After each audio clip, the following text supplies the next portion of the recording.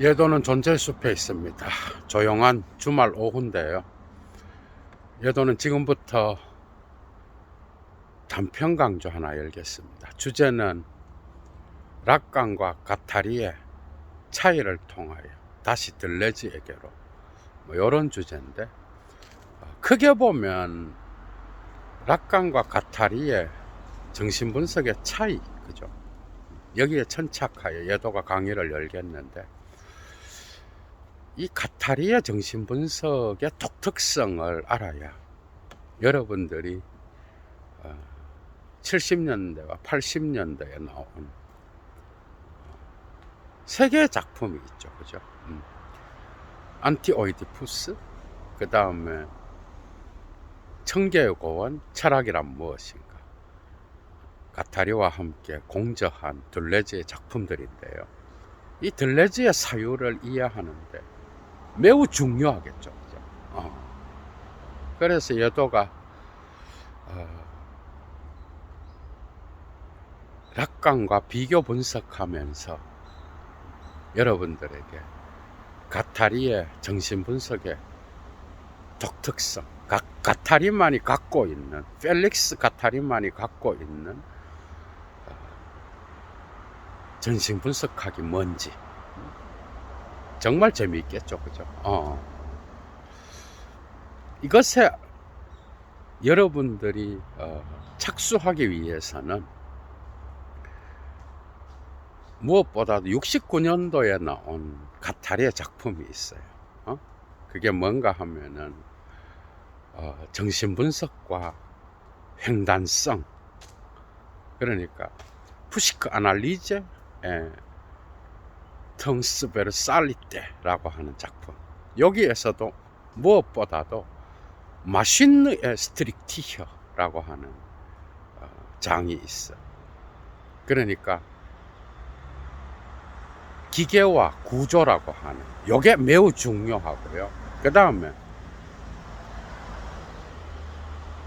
안티오이디푸스를 위한 초고, 초안 문서라고 하는 에크리프 렁띠웨디페라고 하는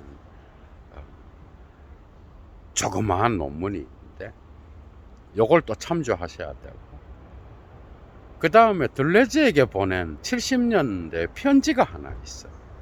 그게 뭔가 하면 락강의 대상아에 대하여 기계론적으로 분석한, 자기는 락강의 대상아 개념을 기계적으로 해석하고 싶다라고 하는 그러한 골자를 담은 편지가 있는데, 이런 것들을 참조하면은 여러분들이 가타리의 사유를 알 수가 있어요. 그러면 왜 락강과 비교하여 가타리의 정신분석을 알아야 되는가 하면은, 가타리는 락강의 제자였어요. 제자였기 때문에 락강의 사유와 상당히 많은 부분을 공유하고 있어. 그런데 어느 지점에서 공유되고 어느 지점에서 공유되지 않는지, 여러분들이 알다시피 이미 안티오이디푸스에서, 그죠, 많은 부분들이 나타나. 프로이트의 정신분석에서 가족의 비극을 해체하고 이제 공장, 기계가 많은 공장으로 이동하잖아, 그죠? 그게 욕망하는 기계야. 그런 것들이 다 이 가타리의 사유로부터 나와. 그러니까 매우 중요한 논점이라고 할 수 있어요, 여러분들이 지금 듣고 있는 이 강좌가. 그래서 이 강좌를 또 읽고 나면 여러분들이 이게 이제 들레즈 강좌의 세밀화에 들어가겠죠, 이것도. 그런데 어찌되었건 오늘의 주제는 가타리야, 여러분. 요거를 듣고 여러분들이 안티오이디푸스와 청계의 고원을 보면은 더 세밀하게, 그죠, 들어올 수 있겠죠, 그죠. 좋아요 잊지 마시고요. 그 다음에 여건이 되시는 분, 반드시 여건이 돼야 됩니다. 여건이 되시는 분은 사막의 철학 꼭 예도TV를 후원해 주십시오. 자발적 수업료겠죠. 자발적 수업료를 보내주십시오. 강의 이어나갑니다, 여러분. 특별하게 가타리의 정신분석, 이건 분열분석이라고 하죠. 그죠? 스키조 아날리제라고 하는데, 이 분열분석에서 중요한 것은 특별하게 에크리에 수록되어 있는 락강의 프로이트의 무의식에서의 주체의 전복과 욕망의 변증법이라고 하는 논문이 있어. 거기에 보면은 아주 중요한 도식이 하나 나와. 그게 뭔가 하면은 대문자 S에다가 마른 목고를 하고 그 다음에 소문자 A를 쓰는데, 여러분들이 직접 써봐요. 대문자 S에 빗금을 치고 마른 목고를 하고 소문자 A라고 하는 도식을 설명하는 부분이 있고, 그 다음에 또 한 개의 도식은 대타자 오트허 앞단어 A에다가 빗금친, 그 두 개를 설명하게 되면은 확실하게 여러분들이 락강과 가타리의 차이를 알 수가 있어. 그러니까 락강의 사유에서 이 등식 빗금친 대문자 S는 쉬제, 주체를 말하는, 그죠? 주체를 말하고, 이 주체에 빗금이 쳐져 있다라는 거는 결여를 말합니다. 결여가 주체 안에 각인되어 있다라는 거예요. 그 다음에 마른 목골 다음에 소문자 아는 뭐 오브제아예요. 그게 오브제아와 빗금친 결여를 갖고 있는 이 주체, 주체 사이에 마른 목골은 뭐냐? 이것은 둘 사이에는 무한한 거리가 있고 균열이 있고 도무지 메워질 수 없는 그러한 간극이 존재한다라는 재밌겠죠, 그죠? 예도가 요 도식은 참조사항으로서 요 강좌 댓글에다가 따로 고정시켜서 써놓겠습니다, 여러분. 그러니까 주체에 빗금 쳐진 이 S, 그죠? 이 S는 바로 결여를 갖고 있는 주체를 의미합니다. 이것은 또다시 락강의 욕망의 분석과, 그죠? 그 다음에 최초의 거울 단계로까지 거슬러 올라갈 수가 있는데, 락강한테서 대지흐라고 하는 이 개념은, 욕망은 철저히 결여와 관계되어 있어.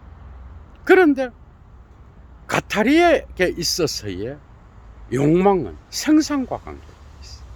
이게 다른 거예요. 가장 큰 차이가 이거예요. 그리고 특히 데리다가, 후기 데리다가, 여러분 재미있죠, 그죠? 요거는 이미 예도가 강의를 해놨어. 락강 대 데리다 해갖고 도둑맞은 편지에 대한 세미나를 비판하는 그 부분인데, 중후기 데리다가 자기 자신의 우편엽서라고 하는 작품에서, 그죠? 락강의 편지는 언제나 목적지에 도착한다, 이것을 뒤집어 갖고 막 해체하는 그 부분이 나타나, 그죠? 거기에서 락강의 팔루스 개념을 초월적 시니피앙이라고 해요. 그러니까 욕망을 대표하는, 기표와 연세를 대표하는 개념이 바로 팔루스야, 그죠? 이거는 일의적 존재를 나타내겠죠. 락강에게 있어서. 여기에 대하여 공격을 하는 거야. 가타리는. 이거 안 된다라는 거야.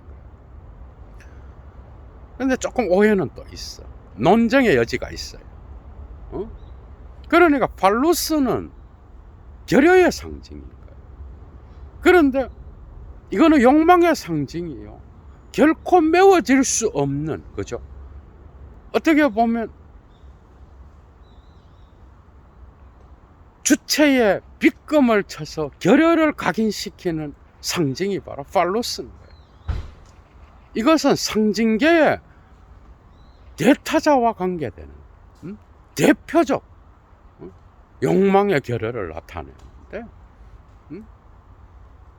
이것이 이제 언어와 관계되는, 이게 상징계의 질서였어요. 그러니까 어린 아이가 자기 동일시를 얻으려고 하는 것은 거울 단계에서는 이미지야, 그죠? 이미지를 통하여서만 어린 아이는 자아의 동일성을 획득할 수가 있어. 그런데 이것은 신체의 움직임을 통하여, 파편화된 신체를 통하여 불완전한 이미지라는 것을 알게 되는 거예요. 그래서 어린 아이는 타자를 통하여 이 이미지를 확인함으로써만 자기 자신의 신체의 자아적 통일성을 획득할 수가 있다. 그런데 이것은 결코 완결될 수 없는 동일성. 그래서 거울 단계의 이미지는 실패할 수밖에 없는 불완전한 동일성, 언제나 소외를, 알리에나시옹을 갖고 올 수밖에 없는 그런 개념.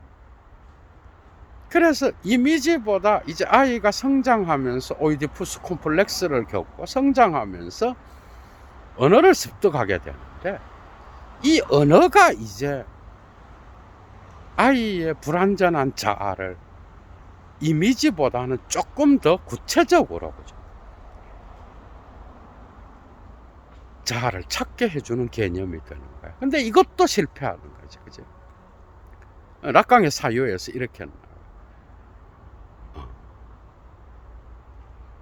그러니까 어린 아이는 자기의 신체의 움직임의 불완전함을 통하여 거울의 이미지를 통해서만, 그죠?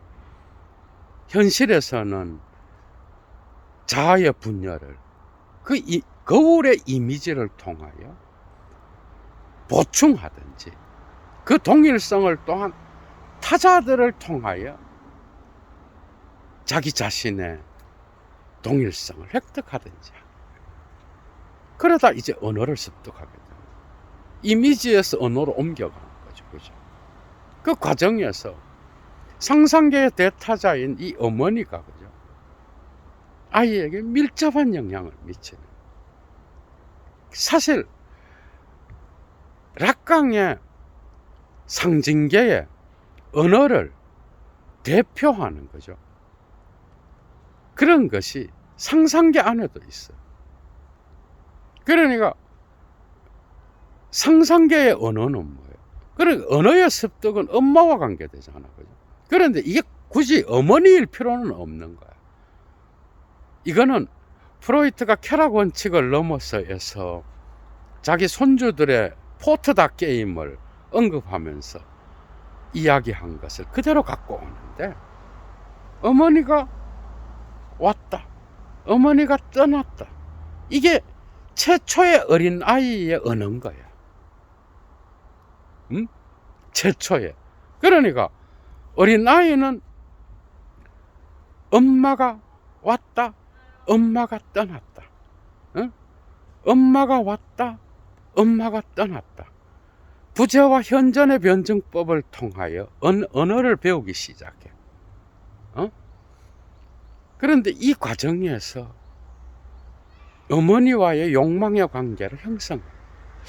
왜 어머니는 계속 내 곁에 현존하지 않고 떠나 있을까? 이걸 이제 반복되니까 고민하게 되는 거야. 응?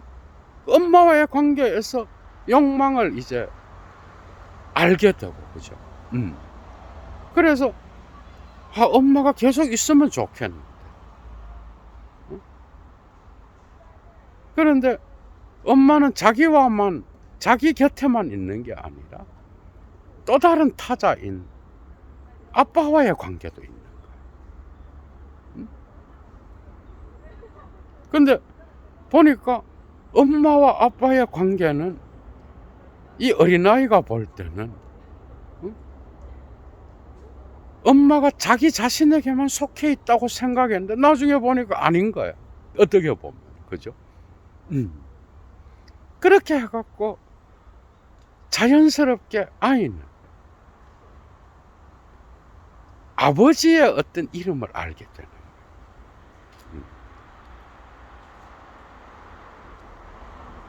그런데 여기서 상상적 팔루스가 나타나. 그게 뭔가 하면 엄마한테는 팔루스가 없는 거야. 이미 결여를 느끼는 거야. 그래서 엄마로부터 아버지에게로 이동되는 거야. 그죠? 이 과정에서 어찌되었건 어린아이는 결여를 끊임없이 채우려고 하는 그런 힘의 투쟁에 참여하게 돼요. 그죠? 그래서 타자의 이제 요때 요 부분에서 이제 해결이 들어오는데, 인간은 타자의 욕망을 욕망하는 존재인 거예요. 단순하게. 그 결여를 채우기 위하여, 그죠? 이제는 엄마에게 팔루스가 없다는 걸 알고, 이것은 빈 껍데기였고, 여기서 팔루스는 당연히, 그죠? 어떤 상징적 의미. 그래서 어린아이는 아버지에 대한, 그게 프로이트의 거세공포증을 독특하게도 상징계로의 진입으로 갖고 가고요. 거기에 락강은 아버지의 이름과 언어 습득의 과정. 거기에서 아버지가 되려고 하는 욕망, 자기의 최초의 사랑의 대상이었던 어머니를 체념하면서 아버지가, 엄마가 보니까 아버지에게 사랑받기 위하여 거기에 맞추는 것도 보이는, 타자의 욕망이 대상이 되고 싶은데 다 실패하는 거예요, 어린아이. 그래서 나중에 보니까 언어 습득과 더불어서 이제 아버지를 부러워하고 아버지가 되고 싶은, 근데 이것도 실패하는, 아버지가 되고 싶은 욕망과 더불어서 상징계로 진입하면서 아이는 이 세계의 모든 것을 다 욕망할 수 있기 위해서는 아버지의 아버지가 되어야 되는. 그래서 아버지의 이름, 언어, 사회제도, 이 상징계의 대타자들이 바로 팔루스와 연결돼. 그래서 락강한테는 욕망의 개념 중에서 욕망을 대표하는 일회적 존재가 있어. 그게 팔루스야. 그러니까 그것은 기표와 연세로 연결되는데, 한 시니피앙은 또 다른 시니피앙과, 또 다른 시니피앙은 또 다른 시니피앙과 연계되어 있는 거야. 이 욕망의 연속체는 언제나 팔루스와 연결돼. 팔루스는 결여를 나타내는 거야, 상징계에. 그죠? 그러니까 아버지가 되어서 나는 지금 당장은 될 수 없지만 아버지가 되게 되면 이 세계의 모든 것들을 욕망하고 성취할 수 있겠구나. 이것도 빈 껍데기죠. 그죠? 그렇게 되면서 상징계로 진입하는데, 이게 바로 상징적 거세인 거예요. 그게 상상적 거세는 어머니에게 팔루스가 없다는 거였고, 상징적 거세는 바로 자기 아버지가 지금 되지 못한 현실을 나타내. 그래서 대타자의 아버지의 이름은 언제나 결여를 각인하고 결여를 갖고 있는 주체가 되는 거죠. 이제 아이는. 그죠? 그러니까 주체의 빗금침은 타자의 빗금침, 대문자 아의 빗금침과 관계돼요. 근데 이 타자의 빗금침은 언제나 락강에게서는 팔루스, 결여의 대표적 상징을 나타내는 팔루스로 하는데, 이게 데리다가 초월적 시니피앙이라고 하면서 막 비판해. 우편엽서에서. 그런데 가타리가 가장 싫어하는 개념이 바로 이 욕망의 대표적 상징을 나타내는 이 상징적 거세를 나타내는, 그죠? 이 팔루스라는 이 개념을 가타리는 거부해요. 그리고 빗금친 타자는 결여를 나타내는 게 아니라는 거예요. 이걸 재해석해버려. 그러니까 빗금친 S에, 그죠? 이 빗금을 가타리는 다양한 주체성을 생산하는 그러한 욕망이라고 보는 거예요. 락강한테서는 대표적 결여를 의미하는데, 이 일의적 결여, 모든 욕망의 결여가 팔루스의 이 결여로 환원되는데, 그죠? 가타리는 이 빗금을 재해석하는 거예요. 그러니까 욕망에는 결여만 있는 게 아니라는 거예요. 이건 수동적으로 욕망을 본다라는 거예요. 여기서 이제 락강의 욕망 개념과 갈라지네.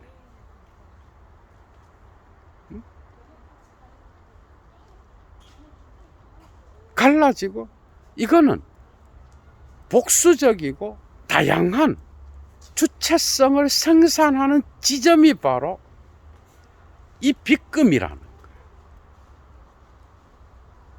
그래서 주체를 끊임없이 떠돌게 하고, 기표와 이 시니피앙에서 저 시니피앙으로.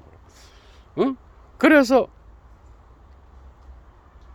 에드가 앨런 포의 도둑맞은 편지의 등장인물들이 편지의 이동을 통하여 순환의 궤적을 만드는 것처럼 기표들이 떠돌아다니면서, 그죠?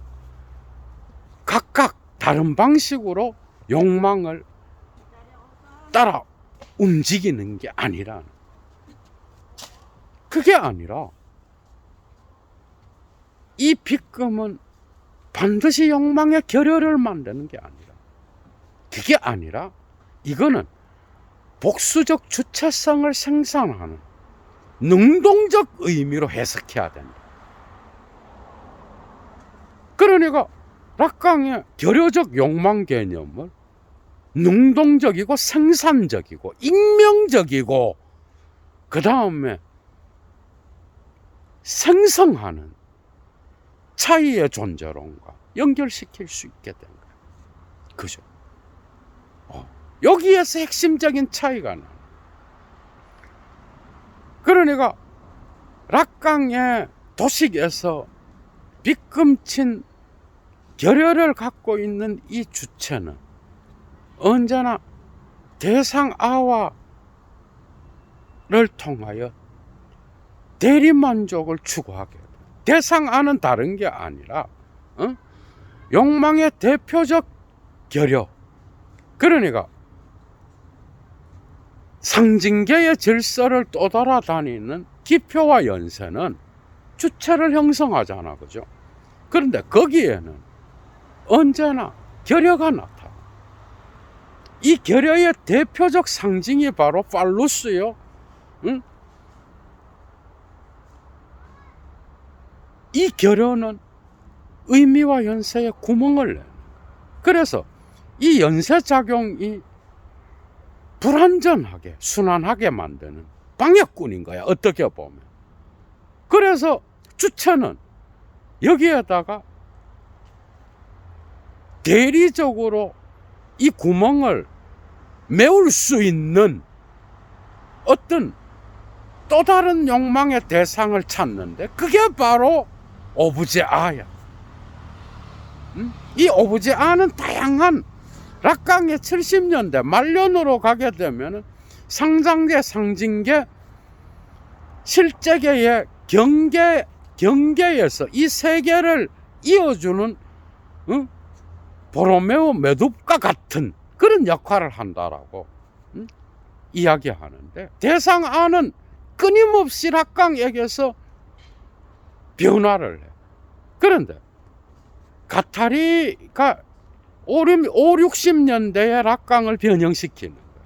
그런데 이 대상 R은 그러니까 결여와 관계된 거야, 이것도. 그러니까 상징계로 진입한 이 대타자의 어떤 빗금, 결여가, 그죠? 주체의 결여를 만들어내잖아, 그죠? 그런데 이것은 의미와 연세를 작동하지 못하게 하는 그런 걸로 나타나. 그러니까 상징계의 이 시니피앙의 연세는, 그죠? 어떻게 보면 또 실제계가 구멍을 내는 걸로 또 올라와. 이 두 개의 중첩은 자살을 만들어내는데, 두 개의 결여는, 그죠? 그래서 상징계는 불가능성이, 아니 실제계는, 상징계의 결여는 뭐 욕망의 결여.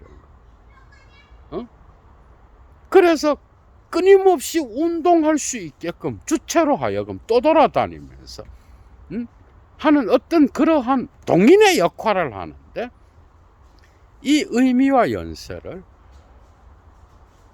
그때마다 작동하지 못하게 하는 게 결핍이. 이건 욕망의 운동성을 갖고 오는 거야. 또 다른 걸로 보면 이것을 각기 그때마다 이 결여를 주체는 임시적으로 대상 아, 오브제 아로 채우는. 그게 오브제 아의 다양한 대상이 존재하겠죠, 그죠? 이것을 거슬러 올라가면 일의적 시니피앙이 나타나. 초월적 시니피앙. 그게 바로 팔루스입니다. 그게 팔루스나 대상 R은 결여를 나타내. 그러니까 팔루스가 위에 있고 초월적 시니피앙이 있고 이 연세를 잘 돌아가게끔 하는, 그죠? 그래서 내가 아버지가 되지 못한다면, 내가 대타자가 되지 못한다면, 그 권력을 갖지 못한다면, 그래서 내가 결여를 느낀다면 내가 다른 것들을 욕망함으로써 채워야 되겠다. 그래서 욕망의 이동이 나타나. 그러니까 임시방편인 거예요. 이게 오브제아인 거예요, 어떻게 보면. 그러니까 이 오브제아는 결국 의미와 연세의 원인을 계속해서 쫓아 올라가 보면 팔루스와 만나게 돼.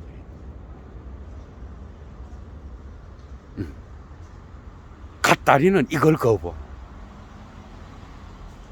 아니 욕망이 왜 팔루스에게로만 일의적으로 환원돼야 되고, 욕망은 왜 결여만을 만들어내?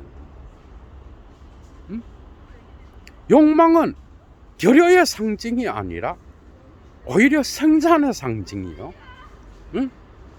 이것은 의미와 현세를 구멍이 난 지점들을 임시적으로 메우는 대상 아가 아니라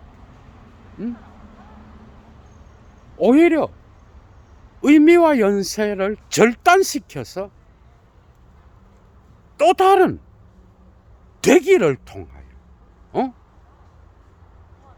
또 다른 단절을 통하여 또 다른 대상이 될 수 있는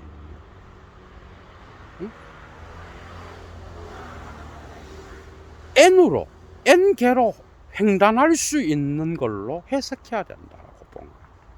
그러니까 이러한 초월적 시니피앙인 이 팔루스, 거기에 기속된 다양한 오브제아들을 거부하고 가타리는 n개로 횡단하는, n의 방향으로 횡단하는 걸로 바꿔버린 거예요.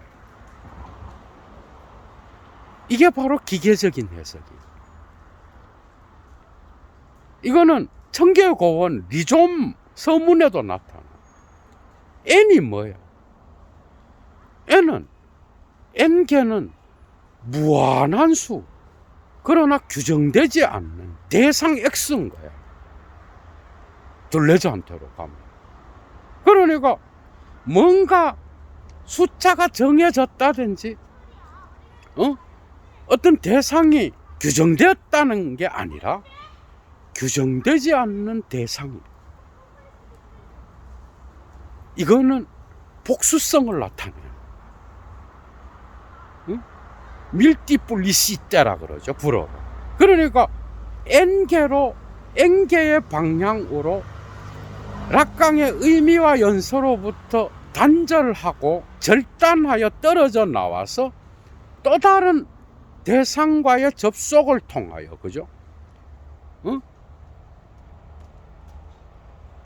그 자체로 또 다른 존재자가 되는 거. 이게 바로 들레즈의 사유에서 중요하잖아. 카타리도 이렇게 나가. 그러니까 락강이 이야기한 이 오브제아를 오브제 마신느아로 바꾸는, 그러니까 대상 기계아로 바꾸는 거예요. 이 대상 기계아는 다른 게 아니라 의미와 연세를 절단하고 끊어내고, 그죠? 거기로부터 환원하여 계속해서 원인을 찾아서 올라가서 팔루스에게 도달하는 게 아니라, 그래서 욕망은 결여가 아닌 거예요. 그게 아니라 결여로 끊임없이 환원되는 어떤 그런 것이 아니라, 이것은 절단을 통하여 또 다른 n이 될 수 있는, 또 다른 대상 x가 될 수 있는, 그래서 횡단한다. 이 횡단이라는 단어가 매우 중요해요, 여러분. 가타리의 사유에서. 그게 69년도에 나온 푸시크 아날리제의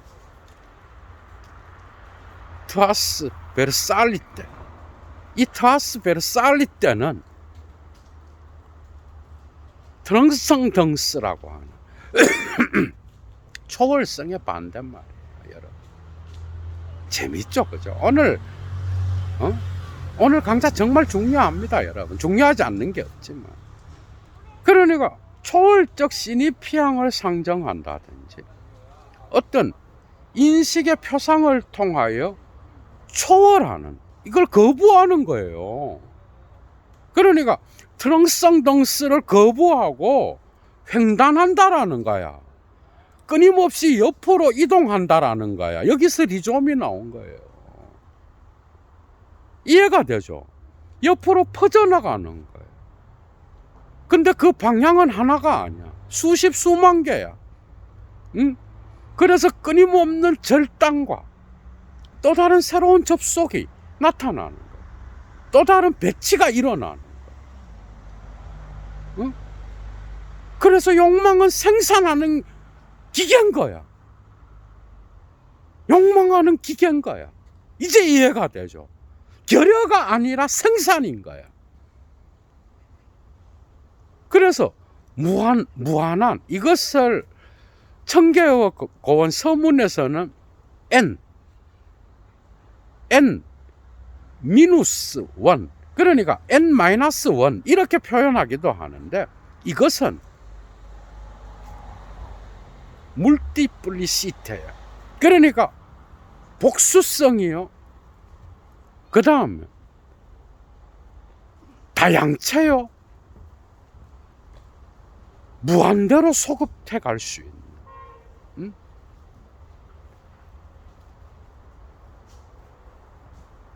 또 다른 단절과 접속을 통하여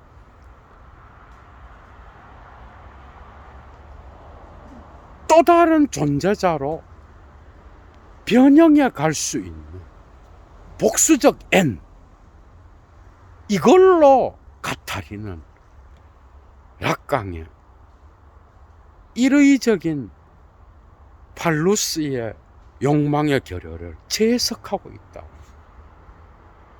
그래서 기계인 거예요. 응? 이 기계는 그래서 안티오이디푸스의 욕망의 존재론을 지배하는 개념입니다. 기계는 어떤 연속적 존재론의 전체성을 거부하고 언제나 단절과 접속을 할 수 있는, 그죠? 그래서 어떤 존재자로부터 연결되어 있던 것을 끊고 또 다른 것으로, 또 다른 기계로 접속해.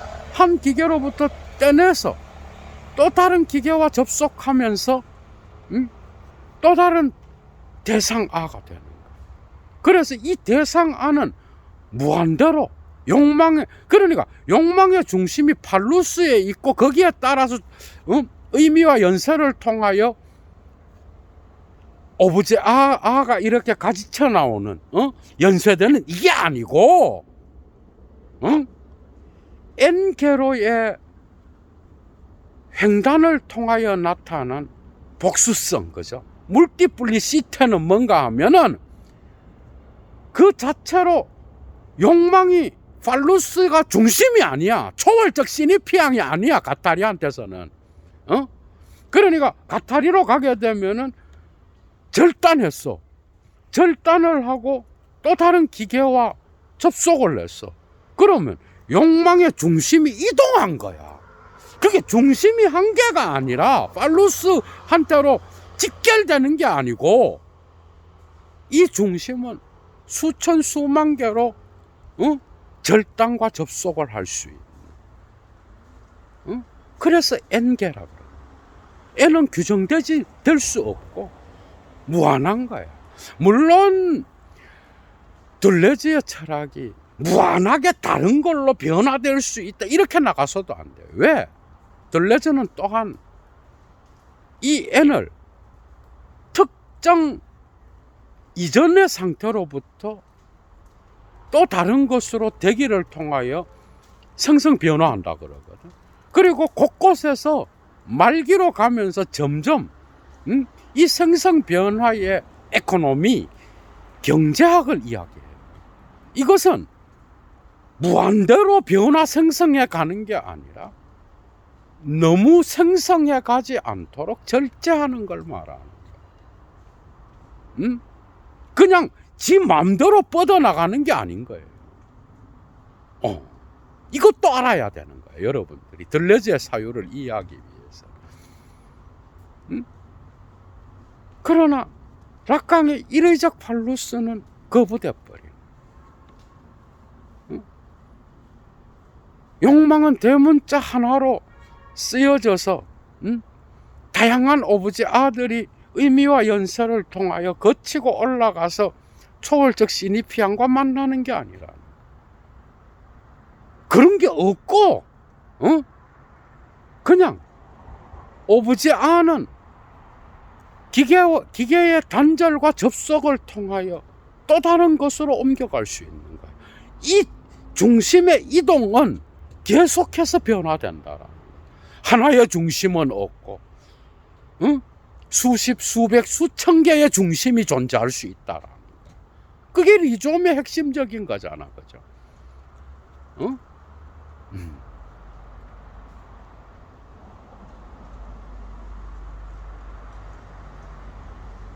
그래서 가타리는 이 욕망을 그죠?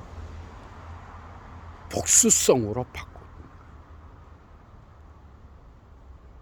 그러니까 의미와 연세로부터 절단된 것을 강조하는.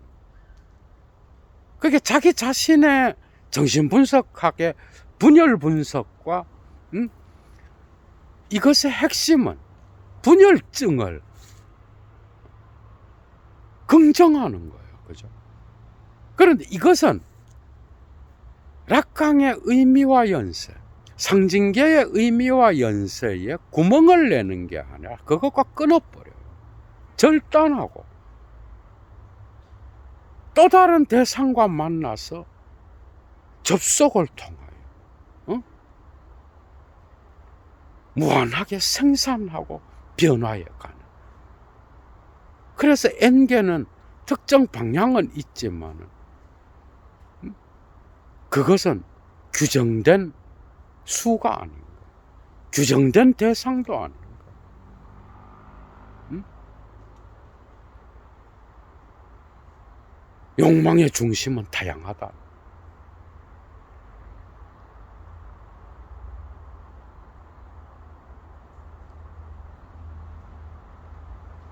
그래서 둘레즈는 이러한 가타리의 사유와 결합하여, 그죠?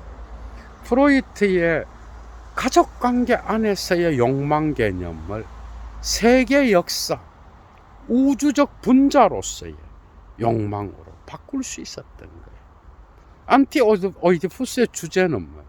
프로이트의 정신분석 사무실을 파괴하는 거잖아, 그죠?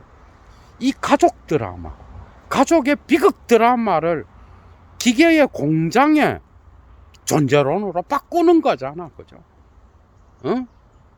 무의식은 가족의 비극 속에 가두어질 수 있는 게 아니라 무의식은 역사 속으로 훨씬 더 넓은 장으로 퍼져나간다. 프랑스 혁명과 드레피스 사건과 마르크스 혁명과 레닌 혁명과 미국 혁명, 이러한 굵직굵직한 역사적 사건들 안에서 무의식을 봐야 된다라는 거야. 이게 안티오이디푸스가 가르쳐주는 교훈이잖아, 그죠? 예를 들면, 그래서 무의식을 그냥 가족관계 안, 비극의 어떤 극장 안에 있는 거를 그냥 공장의 기계로 바꾸면서 이것을 그냥 세계로 확장해 버린 거예요. 무의식은 역사에서 봐야 되는 것이고, 훨씬 더 넓은 거죠. 이런 것들은 니체한테서 배운. 니체가 도덕의 개박 제2 논문에서, 그죠? 거기에서 형벌의 역사를 다루잖아, 그죠? 이게 매우 중요한 거예요. 거기에서 어떻게 죄와 양심의 가책의 개념이 생기게 되는지, 어떻게 국가가 개인을 제압하면서 이 양심의 개념이, 이게 무의식적 진단이거든.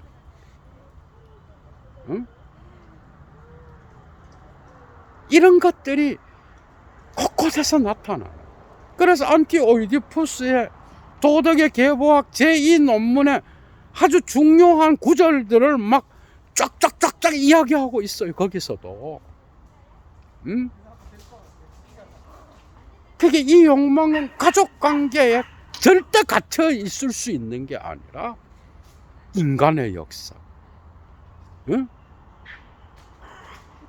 개인의 역사뿐만 아니라 개인의 부분 욕망뿐만 아니라 모든 거대한 역사로, 그죠?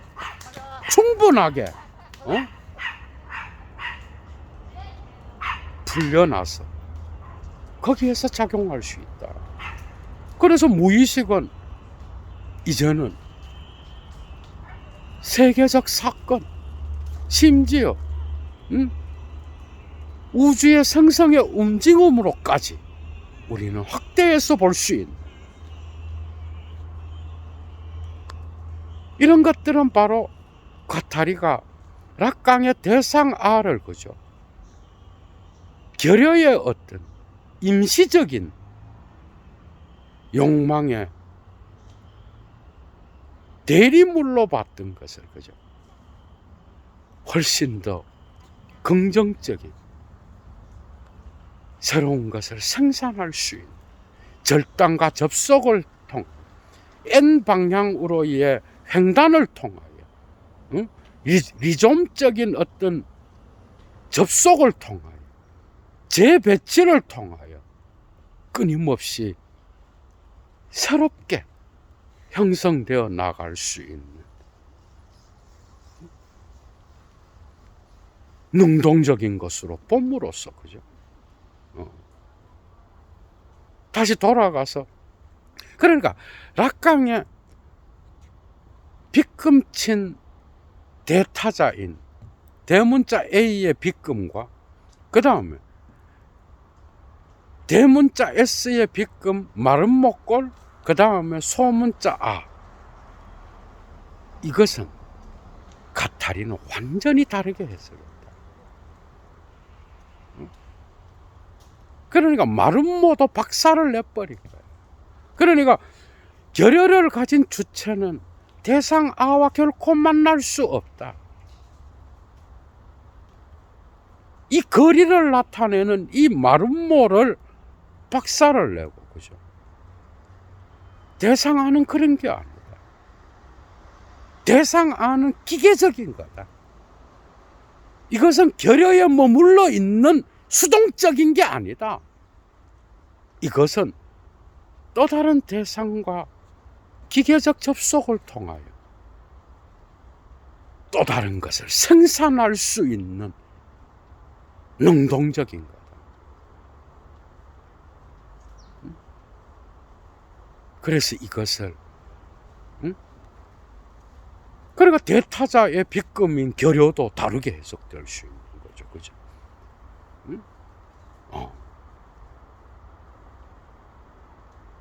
이것은 한마디로 욕망 개념의 새로운 해석이라고 볼 수 있는 거예요.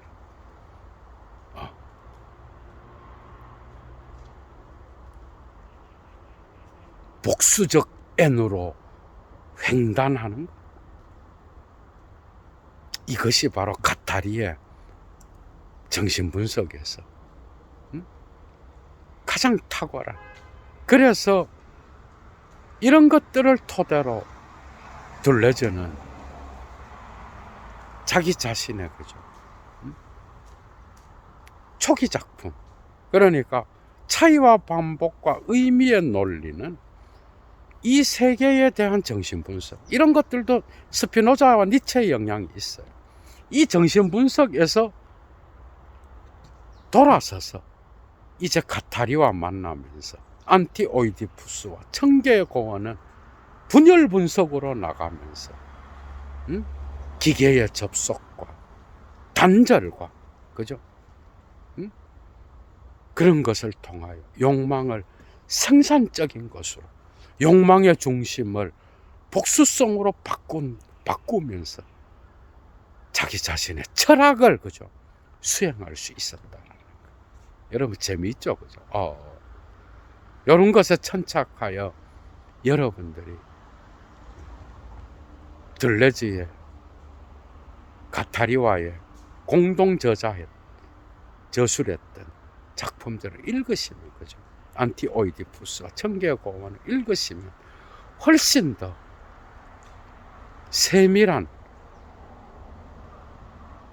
사유로 접근하면서 이해하실 수 있을 거다라고 예도는 확신합니다. 여러분 건강한 주말 보내십시오. 그리고 행복하십시오. 어디에 계시든. 얘도 물러갑니다. 주스.